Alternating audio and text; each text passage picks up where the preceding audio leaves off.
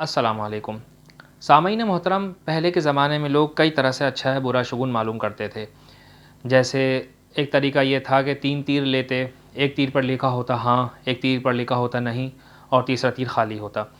یہ تیر کاہنوں یعنی نجومیوں کے پاس ہوتے، پھر جب کبھی کوئی سفر یا کوئی اہم کام درپیش ہوتا تو ان تیروں کے ذریعے سے اس طرح سے جواب حاصل کیا جاتا تھا جیسے ہم لیٹوں کی ڈائس ڈالتے ہیں، اور پھر جو جواب آتا تو اس کے مطابق عمل کیا جاتا۔ ایسے ہی پرندوں کے اڑنے کی ڈائریکشن سے بھی فال لیتے تھے۔ فال لینا یا فال نکالنا مینس اچھا ہے برا شگون معلوم کرنا۔ اگر پرندے دائیں جانب اڑتے تو اچھا شگون لیتے، اور بائیں جانب پرندوں کے اڑنے سے بدشگونی لیا کرتے تھے۔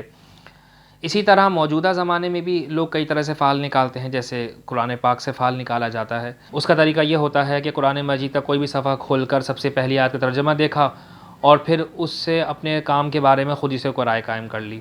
ایسے ہی پامسٹ ہاتھ کی لکیروں کو دیکھ کر پیشن گوئیاں کرتے ہیں، طوطوں کے ذریعے فال نکالا جاتا ہے، اس سلسلے میں زائچہ بھی بنایا جاتا ہے۔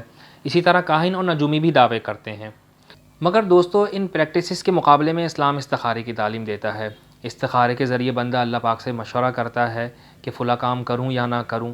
اب چونکہ اللہ پاک سے مشورہ کرنا ہے تو ظاہر سی بات ہے کہ استخارہ اسی کام سے متعلق کیا جائے گا جو جائز اور صحیح ہو۔ ممنوع اور غلط کام کے لیے استخارہ نہیں کیا جائے گا۔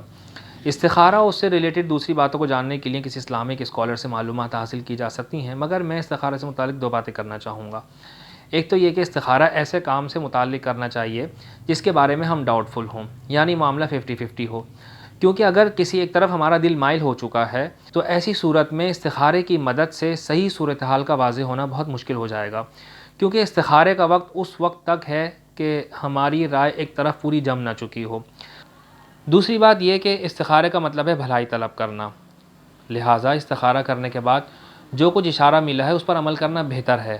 ہاں، اگر کسی وجہ سے اس پر عمل نہیں کیا تو ایسے کوئی مسئلے کی بات نہیں ہے۔